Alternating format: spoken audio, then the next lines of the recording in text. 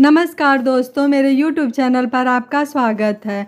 Friends, कहानियाँ हमारे समाज का आईना होती है।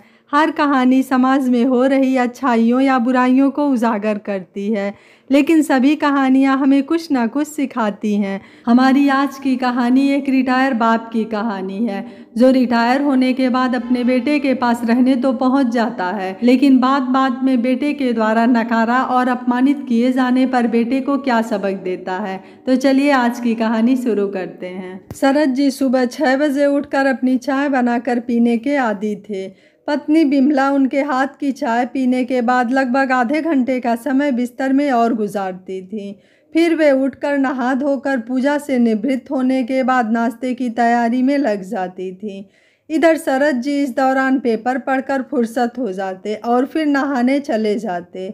उनके नहाने के बाद पूजन से फुर्सत होने तक नाश्ता बनकर तैयार हो जाता और दोनों पति पत्नी डाइनिंग टेबल पर बैठकर नाश्ता करते थे। आज सुबह भी 6 बजे उनकी नींद खुल गई।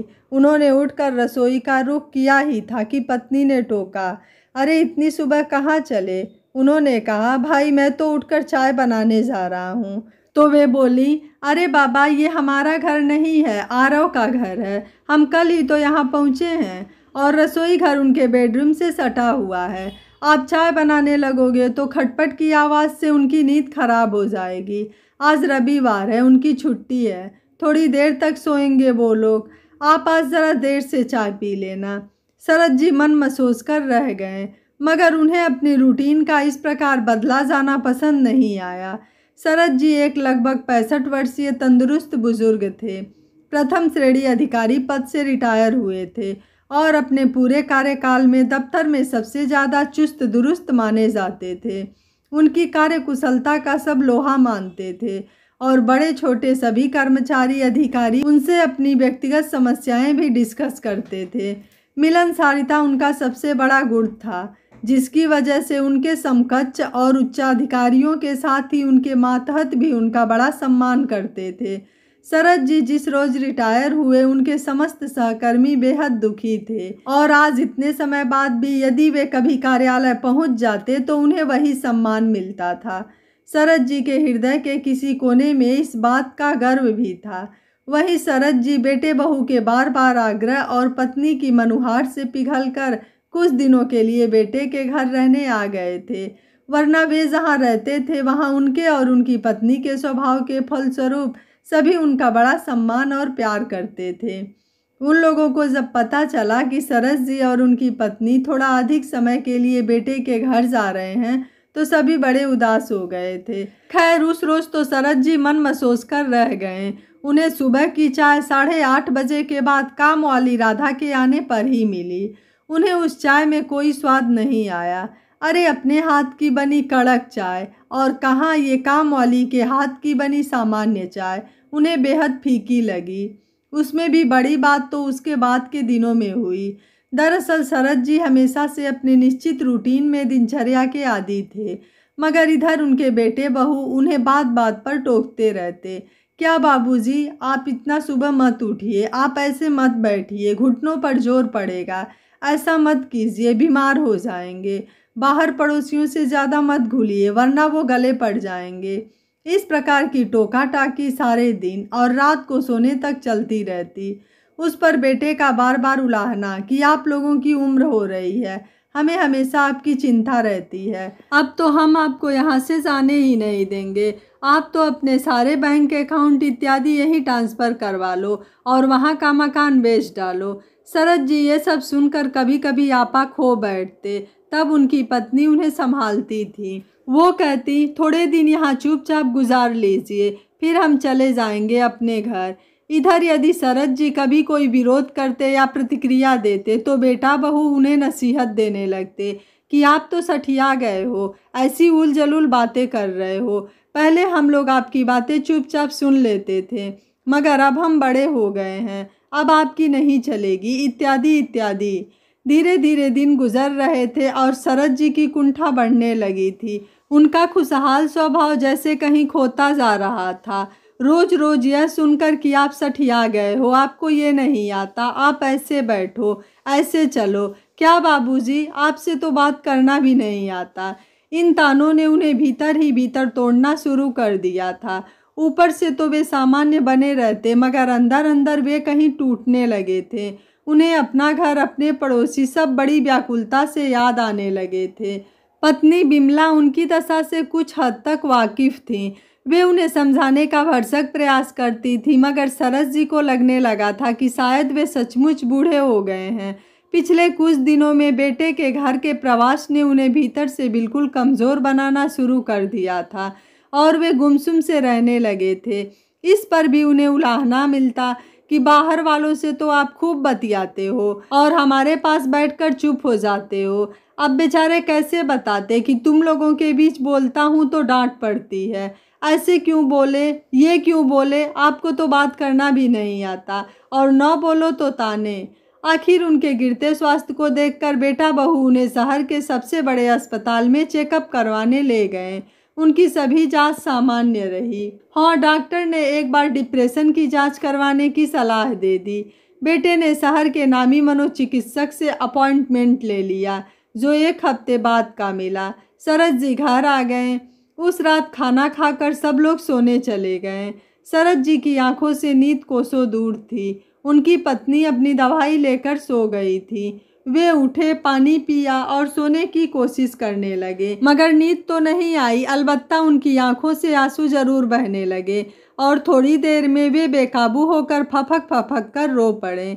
उनके रोने की आवाज़ सुनकर पत्नी की नींद खुल गई। वह घबरा कर उठ बैठी। उन्होंने सरस जी को रोते देखा तो तुरंत उठकर उन्हें अपनी आगोश में लेकर छोटे बच्चे की तरह थपथपाते हुए बोली, क्या हुआ जी, आप रो क्यों रहे हैं? क्या डॉक्टर ने कुछ बताया है जो आप लोग मुझसे छुपा रहे हो? सरस जी फपक पर बोले, नहीं नहीं बिमला, ऐसा कुछ नहीं है। दरअसल मैं अपनी हालत देखकर रो रहा हूँ। यहाँ आने से पहले तक मैं गर्व करता था कि इस उम्र में भी मुझे बुढ़ापा छू भी नहीं पाया है। मेरी उम्र के बहुत से लोगों को मैंने बीमार और लाचार देखा है। मैं बहुत खुश होता था, मगर यहाँ आने के बाद से इन कुछ दिनों में ही मेरे बेटे और बहू ने मुझे मेरी उम्र का वास्ता दे देकर और मुझे हर बात पर टोकते हुए गलत साबित करके मुझे एहसास दिला दिया है कि मैं सचमुच बूढ़ा और नकारा हो गया हूँ। मुझ में मैनर्स नहीं है, मेरे सभी निर्णय गलत होते हैं, वगैरह वगैरह। ये सुनकर बिमला जी भी रोने लगी। उन्होंने कहा, मुझे भी बहुत खराब लगता है, मगर देखिए वे हमारे शुभ चिंतक हैं। वे हमें खोना नहीं चाहते और उन्होंने हमें सारी स्वतंत्रता भी तो दे रखी है। न तो हमें अपने पास से पैसे खर्च करने देते हैं, न ही खाने पीने की कोई बंदिश है। बस वे टोका टाकी ज़रा ज़्यादा करते हैं। ये सुनकर सरस जी बोले, बिमला, तुम्हें शायद उनकी टोका टाकी से फ़र्क न पड़ता हो, मगर क्या तुम्हें नहीं लगता कि हमारी हालत सोने के पिंजरे में कैद पंछी जैसी हो गई है? मुझे लगने लगा है कि मैं एक नकारा संस्कारहीन बूढ़ा बन गया हूँ। मेरी सारी बातें गलत ही होती है और जीवन में मैं सिर्फ गलतियाँ ही करता आया हूँ। मैं और ज़्यादा दिन यहाँ रहा तो शायद जी नहीं पाऊँगा। मेरा दम घुटने लगा है। ये सुनकर बिमला जी ने उनके मुंह पर हाथ रखा और बोली, नहीं नहीं, ऐसा मत कहिए, हम जल्दी ही यहाँ से अपने घर चल देंगे। सरस जी बोले, मगर हमारे बच्चे हमें नहीं छोड़ेंगे। तो बिमला जी ने कहा, आप तो कल सुबह बाहर निकलकर 3-4 दिन बाद की फ़्लाइट की टिकट बुक करवा लीजिए। हम इनको बताए बगैर चुपचाप फ्लाइट से निकल लेंगे। सामान कुछ लेने की ज़रूरत नहीं है, वहाँ हमारे घर पर सब कुछ है। फिर घर पहुंचकर इन्हें सूचित कर देंगे, क्योंकि ऐसे तो ये लोग हमें जाने नहीं देंगे। इनकी तैयारी तो अब हमें यहीं बसाने की है, जो हमारे लिए असंभव है। उसके बाद बिमला जी ने उन्हें अपनी बाहों में लेकर थपकियां देकर सुला दिया। अगली सुबह सरस जी देर तक सोए। आखिर बिमला जी ही उनके लिए चाय लेकर आई और उन्हें उठाया। उन्होंने मुस्कुराकर सरस जी को देखा और आंखों से इशारा किया। सरस जी प्रसन्न हो गए। उन्होंने चाय पी। बिमला जी उनसे बोली, आप नाश्ता करके निकल जाना। सरस जी प्रसन्न मुद्रा में उठे। नहाकर उन्होंने नाश्ता किया और बाहर निकल गए। 3 घंटे बाद वे लौटे। उन्होंने बिमला जी को अंगूठे के इशारे से काम हो जाने का संकेत दिया। बिमला जी ने उन्हें मुस्कुरा कर देखा और सिर हिला दिया। दोपहर को लंच लेकर वे दोनों अपने कमरे में आ गए। सरस जी ने बिमला जी को बाहों में भर लिया तो वे छूटने का अभिनय करते हुए बोली, छोड़िए ना, ये क्या बचपना है। शरद जी बोले, तुम्हारी बुद्धि की दाग देता हूँ। सचमुच तुमने बढ़िया रास्ता सुझाया। परसों की टिकट है, दोपहर 3 बजे की फ्लाइट है। हम लंच करके निकल पड़ेंगे और शाम 5 बजे तक अपने घर पहुँच जाएंगे। वे बच्चों की तरह खुश दिखाई दे रहे थे। आखिर परसों आ ही गया। लंच करके दोनों पति पत्नी बहू को घूमने के लिए कहकर निकल पड़े और फ्लाइट लेकर शाम को अपने घर आ गए। यहाँ उनके पड़ोसियों ने उन्हें देखा तो सबको बहुत खुशी हुई। उन्होंने पूछा, आप लोग इतनी जल्दी वापस आ गए, जबकि अभी तो आपके लौटने में समय था। ये सुनकर शरद जी बोले, वहाँ रहकर बुढ़ापा मेरे पीछे पड़ गया था। उससे बचने के लिए ही यहाँ अपने घर अपने लोगों के बीच लौट आया हूँ। घर पहुँचते ही उन्होंने अपने बेटे आरव के पास फ़ोन कर कहा, बेटा, तुम्हारे प्यार का बंधन थोड़ा सख्त हो गया था, इसलिए हम उस बंधन को तोड़कर अपने घर चले आए।